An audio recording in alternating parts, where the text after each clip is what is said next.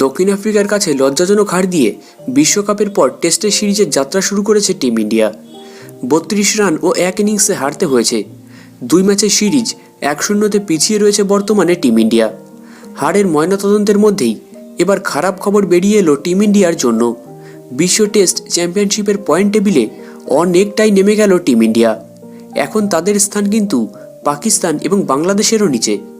বিশ্ব টেস্ট চ্যাম্পিয়নশিপে 2023 থেকে 2025 সাইকেল ভারত শুরু করেছিল অপরাজিত থেকে, মানে না হেরে। জুলাই মাসে তারা হারায় ওয়েস্ট ইন্ডিজকে। এবার তারা দক্ষিণ আফ্রিকার বিরুদ্ধে খেলতে নেমে হেরে গেল। WTC নতুন সাইকেলে প্রথম হারের মুখ দেখল টিম ইন্ডিয়া।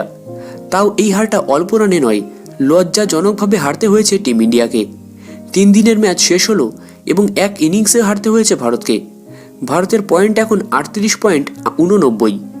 ষষ্ঠ স্থানে, মানে 6 নম্বরে রয়েছে তারা। গত দুটো বিশ্ব টেস্ট চ্যাম্পিয়নশিপ ফাইনালে ভারত খেলেছিল, যদিও দুবারই হারতে হয়েছে। একবার নিউজিল্যান্ড আর একবার হারতে হয়েছে অস্ট্রেলিয়ার কাছে। এবার সেই খরা কাটাতে হবে, তবে তার জন্য যেভাবে শুরু করতে হতো সেরকমটা হলো না।